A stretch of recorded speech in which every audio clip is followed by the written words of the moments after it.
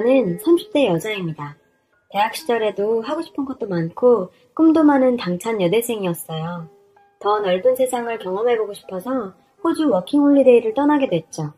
영어도 배우면서 국어 문화도 배우고 싶어 떠난 호주 생활은 막상 겪으니 생각했던 것과는 전혀 달랐어요. 워홀 홍보 책자에 나오는 것처럼 호텔 리셉션에서 멋있게 일할 줄 알았죠. 그런 꿈과는 달리 영어 실력이 부족한 동양인 여자에게는 그런 기회는 주어지지 않았거든요. 그땐 정말 어렸나 봐요. 지금 생각해보면 굳이 인종차별을 생각하지 않더라도 영어 때문에라도 당연한 일인걸요. 어쩔 수 없이 동양인만 잔뜩 모여있는 딸기 농장에서 딸기 피킹밖에 할 수 있는 일이 없었어요. 매일 농장과 숙소를 오가면서 이건 뭐 영어를 배우러 온 건지 그냥 노동을 하러 온 건지 일하고 나면 하루가 고단해 서로 얘기는커녕 잠들기 바빴죠. 도대체 호주에 뭐하러 온 건지 후회 같은 심정으로 호주 생활을 하고 있었습니다. 물론 그런 생활을 즐기는 친구들도 꽤 있었어요. 저는 정말 당장이라도 집에 돌아가고 싶었지만 호주에 온 지 2달도 안 돼서 돌아가는 건 정말 주변 사람들에게도 자랑해놓기도 했고 환경이 이렇다고 무언가 포기하면 앞으로 내 인생에서 뭘 해낼 수 있을까 하는 생각도 들더라고요. 이렇게 돌아갈 수 없었던 저는 어떻게든 호주 생활에 적응하기 위해 워홀러들을 위한 카페에 가입했는데 그곳에서 남편을 만나게 됐어요. 1년차 워홀러였던 남편은 병아리 워홀러인 저에게 본인도 다 겪은 과정이라며 많은 걸 조언해줬습니다. 그렇게 쉬는 날마다 만나서 일주일간 있었던 얘기를 하소연하며 시간 가는 줄 모를 정도로 편한 사이가 되었고 친구처럼 혹은 연인처럼 호주 생활에 점점 적응해 갔어요.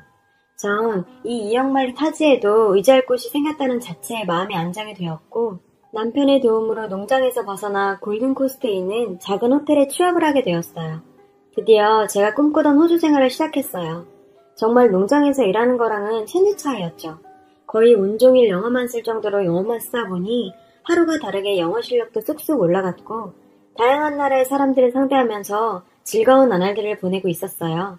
그런데 만남이 있으면 이별이 있듯 남편의 비자가 끝나게 되면서 한국으로 돌아가게 되었는데 사실 그때까지만 해도 좋은 사이라고 생각은 했지만 사귄다거나 뭐 결정적인 일들이 있었던 건 아닌 상태로 저희는 이별하게 되었습니다. 몸이 떨어지면 마음도 멀어진다고 점점 연락도 줄어들게 되고 그렇게 시간이 흘러 저도 2년간의 호주 생활을 마치고 한국으로 들어왔고 넓은 세상의 경험을 하고 와서인지 자신감도 넘치고 뭘 해도 할 수 있겠다는 생각이 들던 시기에 열심히 취업에 도전해 대학 졸업 후 바로 외국계 회사에 들어갔어요. 취업 후 바쁘게 생활을 하고 있는데 한 통의 전화가 왔어요. 수정아, 오랜만이야. 한국 들어왔다면서 잘 지내지? 정말 한참을 기다리고 있었는데 이제서야 연락해온 남편이 야속하기도 했어요. 하지만 이렇게라도 다시 인연을 이어갈 수 있다는 사실에 기뻤죠.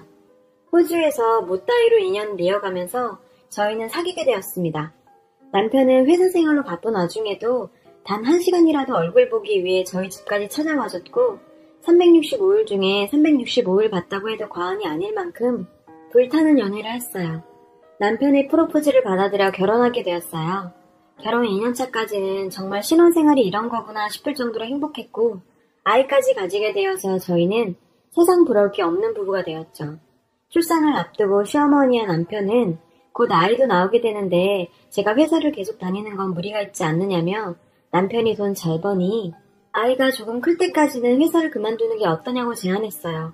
어렵게 들어간 회사 그만둔다는 게 아쉽기는 했지만 아이에게 엄마가 있어야 하는 것 또한 당연한 일이긴 했죠.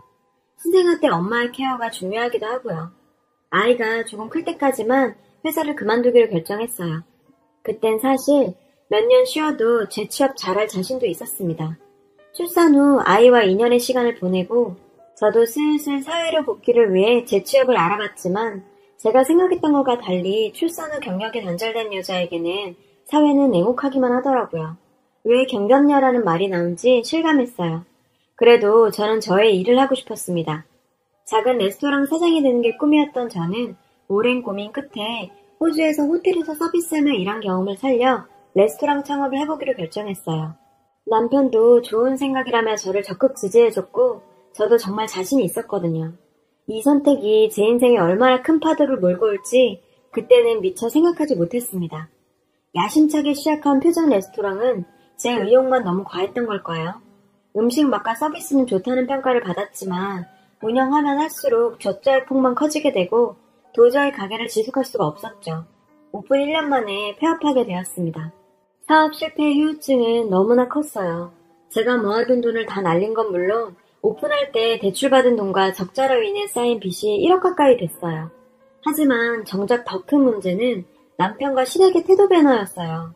가게를 접은 뒤 남편은 집에도 늦게 들어오고 저만 보면 한숨 쉬면서 투명인간 취급을 했고 시아버지께서는 암탉이 울면 집안이 망한다는 옛날 말이 전혀 틀린 게 없다며 저를 볼 때마다 얘기하셨죠.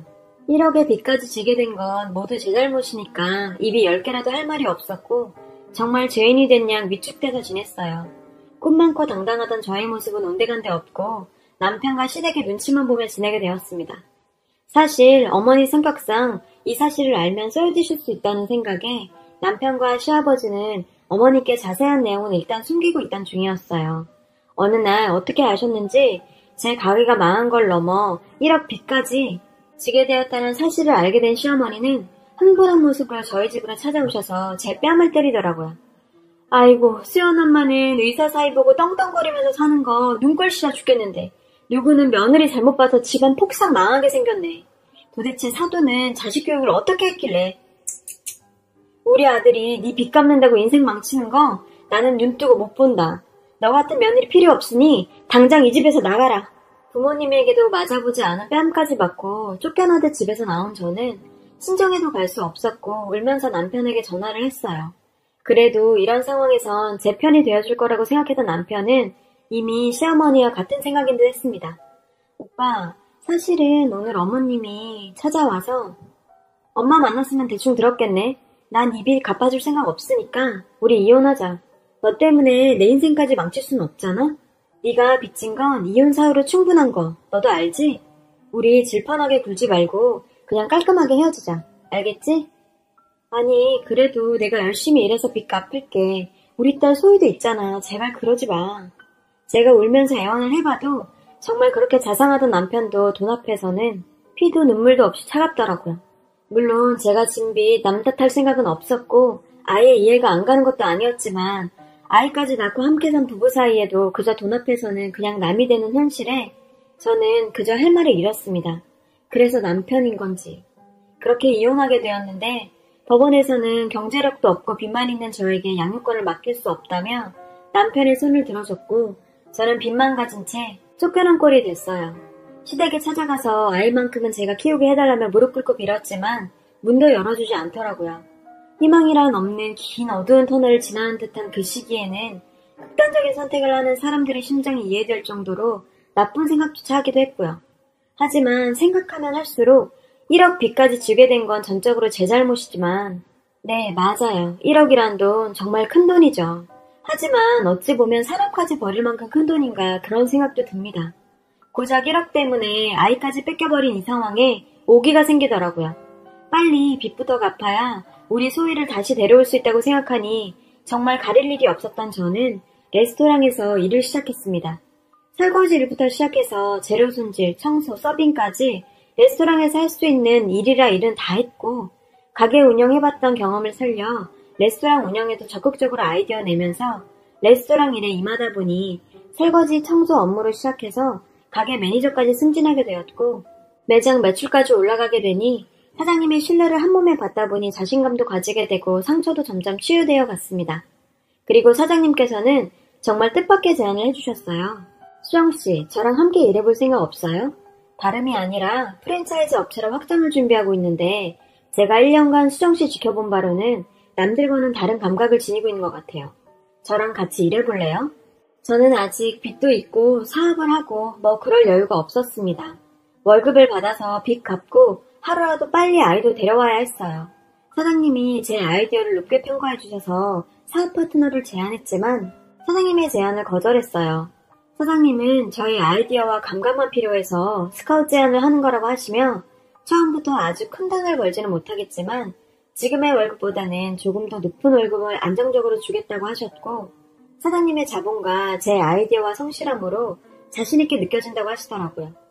누군가에게 필요한 사람이라는 느낌, 정말 오랜만에 받았던 저는 고민 끝에 사장님의 제안을 받아들였습니다. 그리고 믿지는 장사도 아니었고요. 그리고 정말 인생에서 마지막 기회라고 생각하고 2년간 미친 듯이 일했는데요. 사장님과 저 그리고 직원들은 제 입장에서 봤을 때 제가 레스토랑 운영을 하면서 부족했던 점을 메꿔주며 좋은 시너지를 발휘했고 2년 동안 꽤 많은 매장을 오픈하면서 프랜차이즈화를 성공시키고 있었죠. 불과 3년 전 레스토랑 말아먹고 시댁에서 쫓겨난 제가 프랜차이즈 업체 공동대표가 되었습니다. 일할 때 꼼꼼한 제 성격 탓에 순간 방심하면 놓친다는 생각에 하나하나 직접 체크해야 마음이 놓여서 특히 신규 매장 오픈 초기에는 직접 매장 관리까지 해드렸습니다. 어느 날 매장 관리를 하던 차에 여느 날처럼 점심시간이 되자 손님들이 몰려 정말 정신이 하나도 없을 때 익숙한 목소리가 들려왔어요. 얘들아, 여기가 요즘 그렇게 소문이 자자하더라. 그 목소리에 돌아본 자리에는 전 시어머니가 저를 하찮다는 눈으로 쳐다보며 있었어요. 어머, 너 여기서 알바하니? 여기 서비스 좋다고 하더만 직원 수준이 이래서야. 여기 사람들은 네가 남의 아들 인생 망칠 뻔해서 이혼당한 거 알고 있니? 여전히 변하지 않은 시어머니는 저를 아직도 하찮은 며느리 취급하면서 악담을 퍼부었어요. 저도 참 바보 같죠. 3년이나 흘렀는데도 그런 시어머니 모습에 트라우마가 떠올라 혼미하더라고요. 시간이 많이 흘러서 괜찮을 줄 알았는데 그래서 스텝 준비실에서 멍하니 앉아 있었습니다. 어느 정도 시간이 흘렀을까요? 갑자기 이래서야 내 딸을 어떻게 다시 데리고 올까 생각하니 정신이 바짝 차려지더라고요. 다시 홀로 나왔죠. 친구분들과 식사를 하고 있더군요. 저한테 그렇게 악담을 퍼붓고는 밥이 입으로 넘어가는지 우걱우걱 잘 먹고 있는 그 모습에 정말 겨우 저런 인간한테 시달린 거 생각하니 오히려 화가 났고 그래서 그 테이블로 갔어요. 인사가 늦었네요. 안녕하세요. 결혼식 때 다들 뵀죠? 뭐 이혼했지만 그래도 인사는 해야 할 것 같아서요. 아니 뭐하는 짓이야? 니깎게 먼 게 내 친구들한테 인사를 해? 니 주제에 맞게 굴어. 들은 척도 안 하고 그 테이블에 같이 앉았어요. 처음부터 저에게는 그 여자 허락은 필요하지 않았거든요. 이게 보자 아니 밥맛 떨어지게 어디서 알바 주제에 손님 테이블에 앉아? 직원 교육이 엉망이구만. 여기 사장 나오라고 그래. 참, 어디서 본 건 있는지 사장 찾아대는 어머님께 조용히 명함 한 장을 내밀었어요. 제가 여기 프랜차이즈 대표예요. 사장 부를 필요 없이 그냥 저한테 말씀하시면 돼요. 어머니는 적잖게 당황하신 듯 말까지 더듬으셨고 같이 온 친구분들도 웅성웅성 되셨어요. 이혼하고 나서 일이 술술 잘 풀리더라고요. 이럴 거면 하루 빨리 이혼할 걸 그랬어요. 아들 인생 말아먹은 게 제가 아니라 제 인생 맡고 있었던 게 그쪽 집안이었나 봐요. 말했더니 손이 부들부들 떨더라고요. 어머, 또 때리시게요? 아직도 그 손발을 못 고치셨어요? 저 때리면 이제 범죄예요, 범죄. 집안 말아먹으려니라고 얼마나 때리시던지요. 다 지난 일이니 이렇게 웃으면서 말할 수 있죠. 어머님 폭력 잘 쓰시잖아요. 새며느리 들이시면 때리지 마세요. 제가 멍청했으니 그냥 넘어갔지 고소당해요. 친구분들도 조심하세요. 이분 손버릇 장난 아니거든요. 제 말에 반박도 못하고 그저 할 수 있는 게 욕짓거리밖에 없는 걸 보니 저런 여자한테 절절 매던 제가 다 한심스러울 정도였어요. 혹시 저기 수연씨 어머니시죠? 어머님께 얘기 많이 들었어요. 지들이도 가난했던 년이 의사 사위 보고 나서 어깨에 힘들어가서 떵떵거리면서 사는 거 꼴 보기 싫다고 그렇게 말씀하시던데 아직 잘 만나고 계시네요. 얼마나 뒷담을 해대는지 제가 친구분들 이름도 외울 정도였다니까요. 당황한 표정으로 제 입을 막아보려 했지만 이미 엎질러진 물을 주워 담기는 늦었어요. 주변 친구들의 시선은 이미 싸늘해진 후였고 가게의 손님들도 수군거리기 시작했습니다. 그렇게 당당하던 그 여자는 얼굴이 사색이 되더니 부들부들 떨면서 가게를 나갔는데요. 정말 친구들 앞에서 본인의 가면에 벗겨진 그 여자가 홈집 빠지게 도망가는 걸 보니 좀 고소하더라고요. 저녁에 전 남편에게 전화가 왔어요.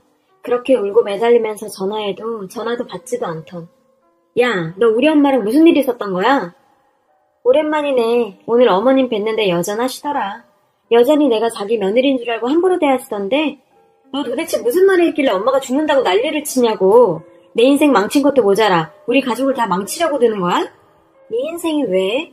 네가 빚을 갚아주기로 했어. 뭘 했어? 마누라한테 빚 생기니까 지 피해보기 싫어서 그냥 아이까지 빼앗아 내쫓아놓고 이 비겁한 놈아. 그랬더니 남편은 이혼할 때 위자료 청구 안 한 것만 해도 다행으로 생각해야지 제가 염치도 없다며 빚밖에 없는 여자가 무슨 아이를 키운다는 거냐고 앞으로 아이 볼 생각 꿈도 꾸지 말라더라고요.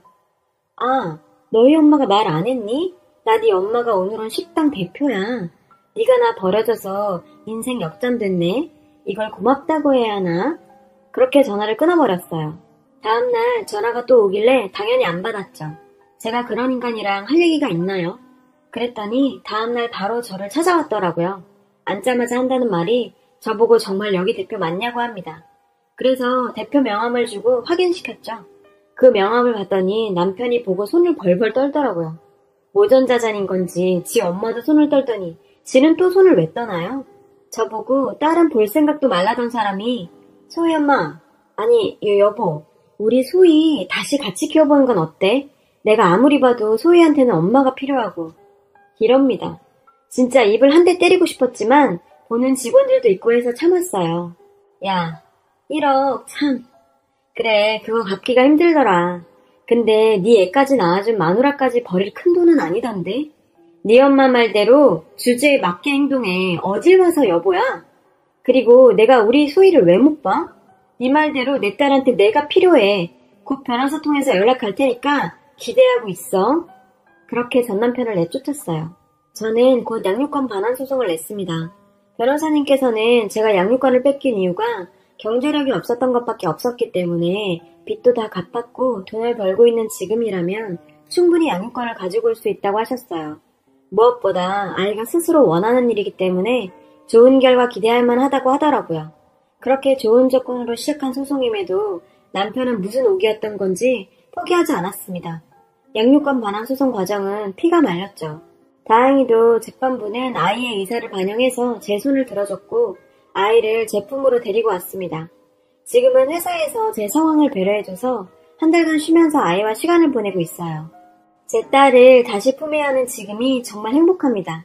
그동안 못 보낸 시간 보상하듯 같이 맛있는 것도 먹고 예쁜 옷도 사주고 그렇게 보내고 싶어요. 정말 인생은 한 치 앞도 모르는 거네요. 인생 최악의 상황에서 희망을 찾고 완전히 새로운 인생을 살게 될 줄 정말 몰랐어요. 잠든 아이를 보니 참 많은 생각이 드는 밤입니다. 정답 없는 인생, 살다 보면 희망 가득 찬 날도 오는 거겠죠. 이 글 읽어주신 분들도 행복하시기를 바랍니다.